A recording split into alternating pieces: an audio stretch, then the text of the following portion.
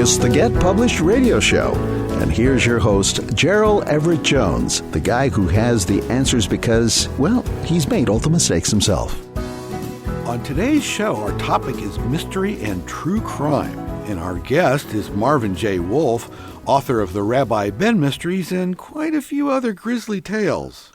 Aside from sitcoms, it seems like all there is on TV these days are long-form dramas, dead body in the first scene and then lots of talking about how it got there.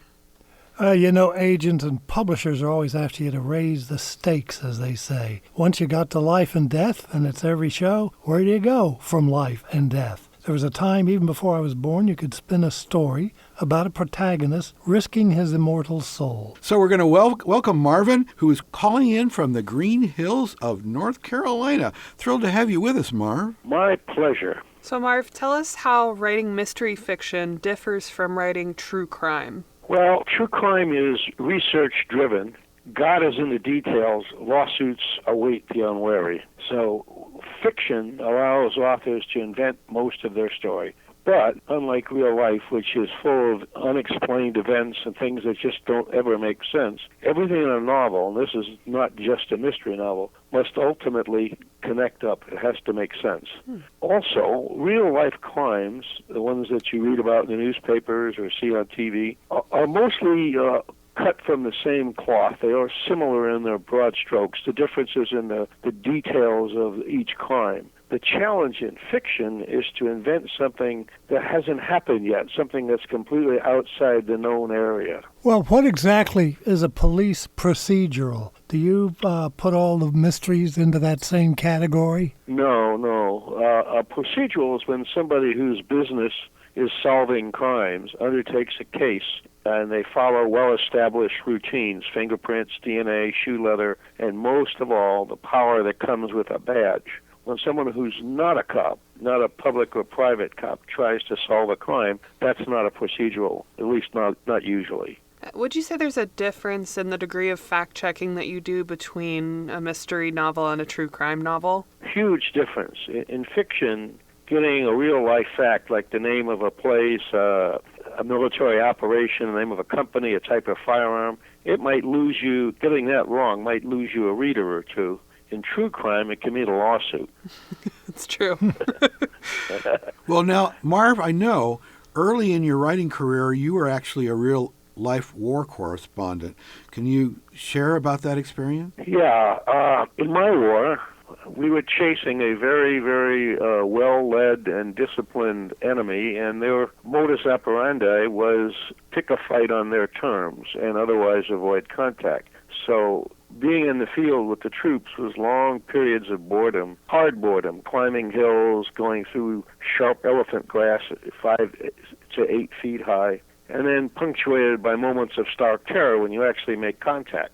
I was, in that phase of my life, mostly a photographer, although I did take notes and I did interview people. If your pictures were no good, then it meant you're not close enough to the action. Doing that work for more than a year gave me great self-confidence in all things. It's one of the best things that ever happened to me in that regard. And it also gave me a lifelong admiration for the American fighting man. How would you say that your training and skill set as a journalist has helped you become a better mystery novelist? Oh, many ways. Journalism teaches patience, organization, the importance of noticing small details, the expectation of the unexpected, and the discipline of meeting deadlines. My first editor, the Asbury Park Press in New Jersey, was a man named Cy Lieberman. He gave me, the very first day I went to work there, I was still in the Army at this time, worked on weekends. He gave me 3 rules, which I still go by. The first rule is every word that goes into the newspaper costs the publisher $1. Do not spend more of the publisher's dollars than you need to. The second rule was a good story must be like a fine lady's skirt. It's got to be long enough to cover the subject, but it should be short enough to be interesting. And the third rule was the press is roll at midnight, whether my story is in the paper or not.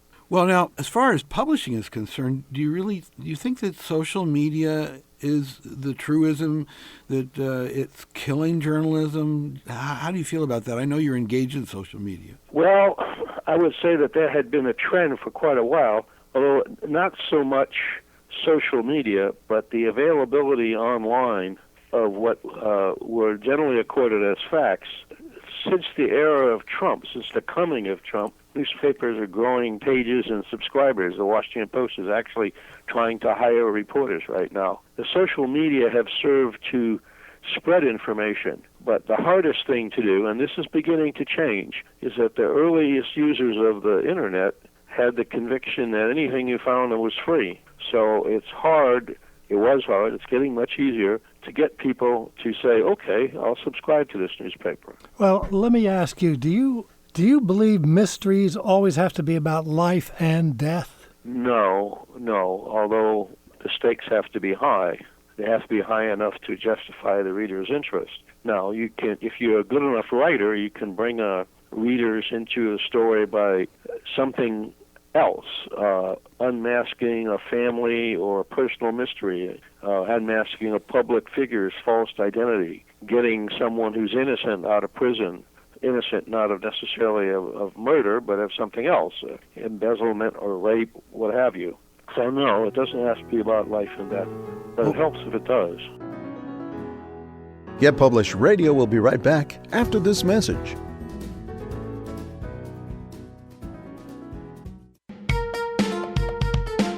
You know, Runke Productions, the audio magicians, can take your radio shows, podcasts, audiobooks, and ads from the streets of New York to the outer reaches of the galaxy. I think we need more echo at the end of that. Now look, visit us at runkeeproductions.com. I still think we need more cowbell. Welcome back as Gerald, Cheyenne, and Tom continue with their special guest, author Marvin J. Wolf. Well, Marv, did you ever come across a story that you thought was too painful, either for the public or yourself, too troubling to write? Yeah, I have. But mostly I have found a few stories whose writings would unfairly damage innocent people. And that's the art of it. And how did you come to that conclusion? Was it just a gut feeling?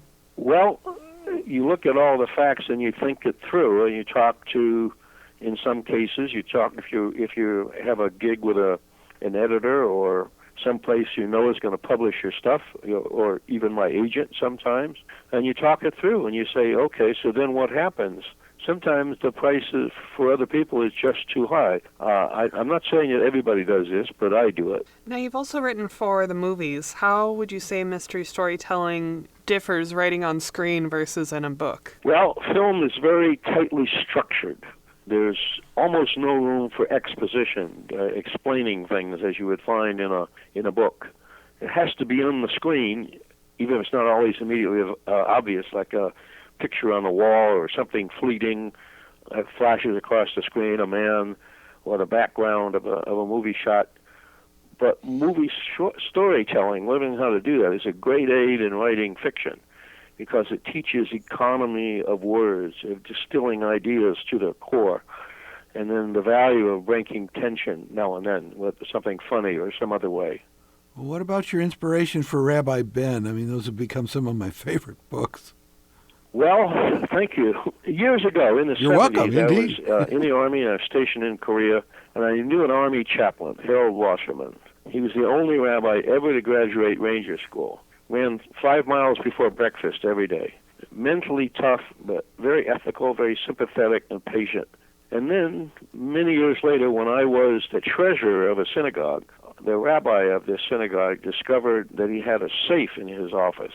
He'd been there 12 years at that point, and he didn't know that he had a safe. And then when they got a locksmith and they opened the safe, they found a whole pile of deeds to burial plots owned by the synagogue. The question was, had we sold these or not?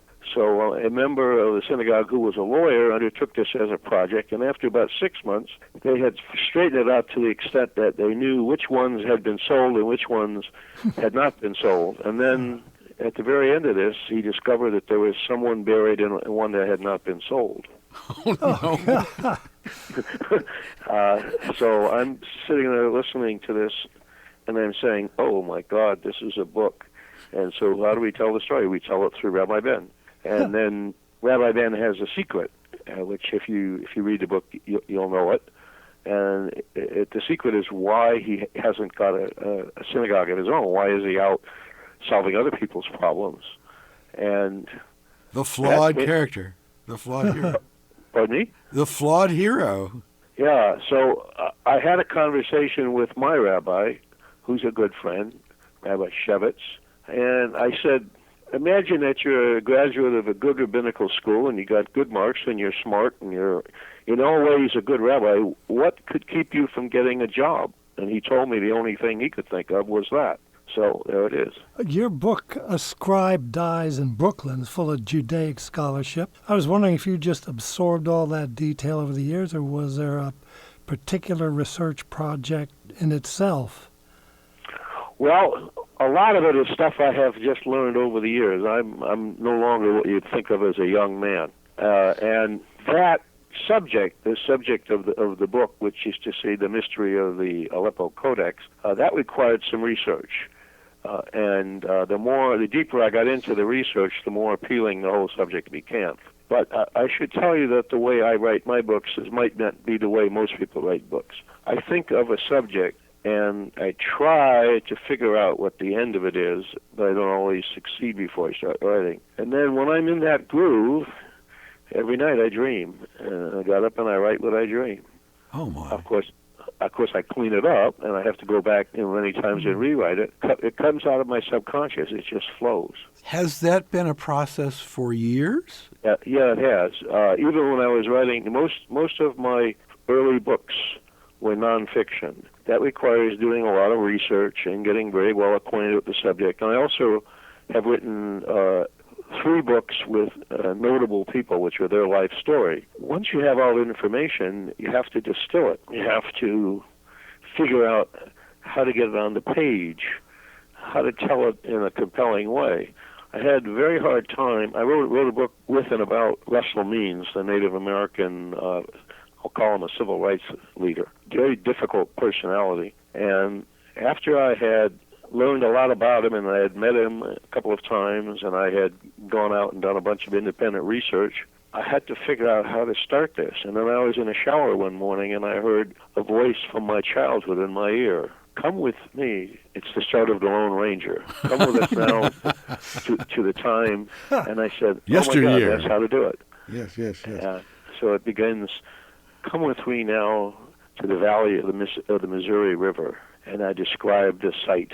And we're just into it then. Well, can you share with your fans and our listeners what you're working on now? Yes. I just finished the book.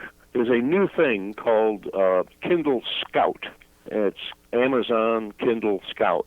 And the way it works is people submit their finished manuscripts, a cover, a bunch of other information. Once that goes through whatever Amazon Kindle is going to do for it, it shows up on a website, Amazon Kindle Scout, with a brief description of the book and then the first 5,000 words or so. And people get to go in and look at this, choose a book that they might be interested in from the cover or the blurb or whatever, and they read that 5,000 words. If they want to read the rest of the book, if they think it ought to be published, they click on nominate this book. It's kind and of a voting. If it gets published, they get a free book. And meanwhile, you get a publishing deal with Amazon Kindle. It's not those a great clever deal, Amazonian. Well, we've got just 30 seconds left, Marv. Why don't you tell people how your fans can get in touch with you? Okay. I have a website, www.marvinjwolf.com. I'm on Facebook. It's Marvin Wolf or Marvin J. Wolf on Facebook. That's Wolf like Twitter. the animal, no E on the end. No E. MARVIN, the letter J, WOLF .com. The real life Rabbi Ben, Marvin Wolf. It's been a pleasure having you, Marvin. My pleasure. Get Published Radio will be right back after this message.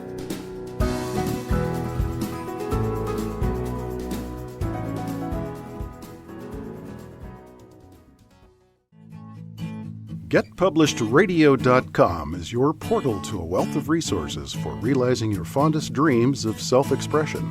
On our For Authors pages, you'll find a directory of editors and support services.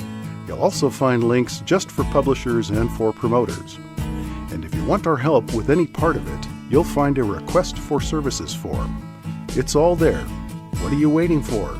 At GetPubledRadio.com.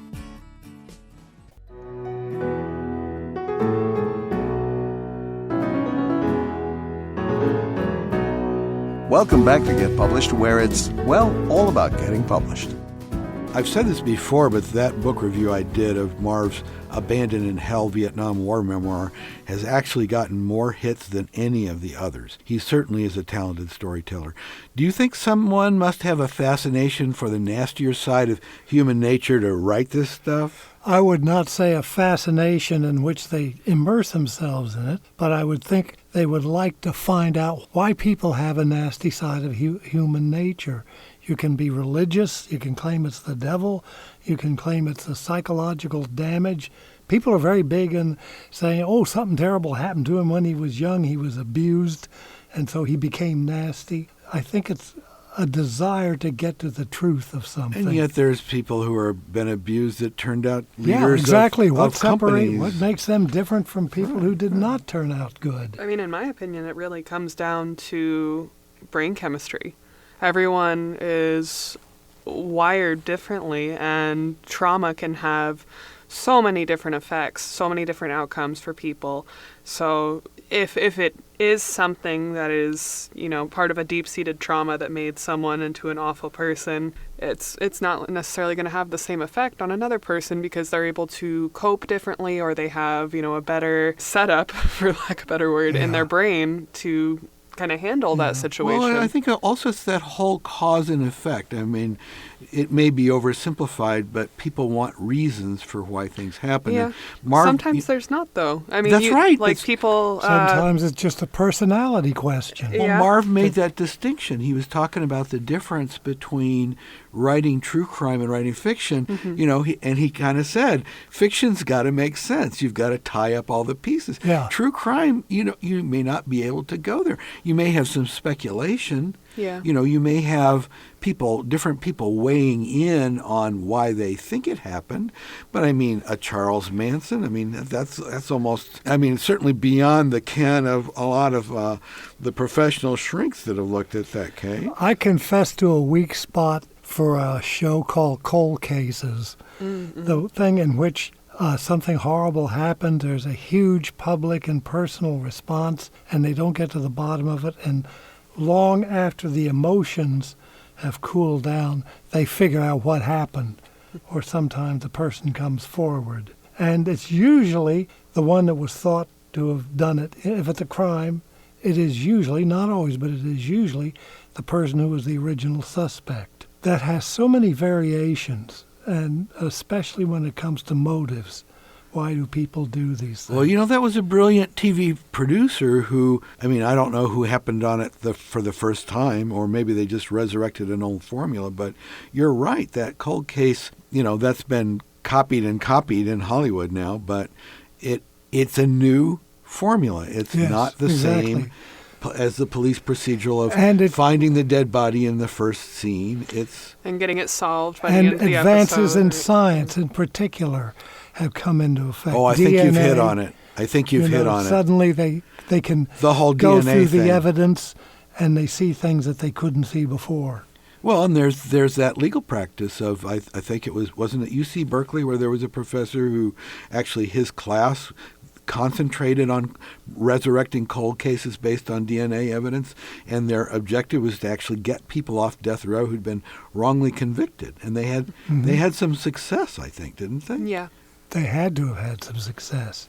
I don't know. Well, it was kind of chilling how many people on death row actually turned out hadn't done it. Yeah. That's a whole show in itself, I suppose. Well, I'm sure there's huge pressure in law enforcement to be able to actually solve the crime. And when you hit those walls of, we don't know who did this, You want to put someone away. The family, if it's a murder, the family of the victim is going to want some sort of closure. Well, so that's that pressure to convict. That whole closure concept borders on the 1984, the changing the language, because in my mind, closure means revenge. I mean, I think it's a fancy word, but I don't think there is any real closure for somebody that got something that horrible that happened. I think closure means the end of any emotional attachment. Revenge, sadness, but is that possible? Is over. Yeah, I think it is. I think time heals all wounds, just as it wounds all heals. And picking up a Rabbi Ben mystery may help you express or at least objectify some fears that you have, or get you involved in somebody else's troubles. I suppose that's part of it too. Adopt somebody else's fears and revenge. There we go. Well, we will say Marvin J. Wolf Ben, we've known him here in the Los Angeles area for quite a long time, 20, 30 years, and he just did retire and move to North Carolina, and fortunately he is still very productive. So we were thrilled to have Marvin Wolf on our show today. And that's our show. Get Published is all about self-publishing and self-expression, and that getting published and the ease of getting published these days is really all about exercising the First Amendment in this free society of ours. What we need these days are more ideas. Even though we're deluged with information, we need more good ideas. And we need debate about those ideas. Book-length debate, not just snippets that are posted on social media, not just selfies and cute pictures of your pets, the things that you really think. And remember, because in self-publishing there are no gatekeepers out there, that is the good news and that is the bad news. So hire some good help. Perhaps you found that here. You may find it on the website, whatever you're looking for, whether it's an editor or a book designer or somebody to help you promote. But hire good help, get good advice, and by all means, please get published. The Get Published radio show with Gerald Everett Jones is produced by Runkey Productions. Our producer is Lori Marple, and your announcer is Bill Navarro. Music by Jason Shaw. You'll find links to support services on our website, getpublishedradio.com.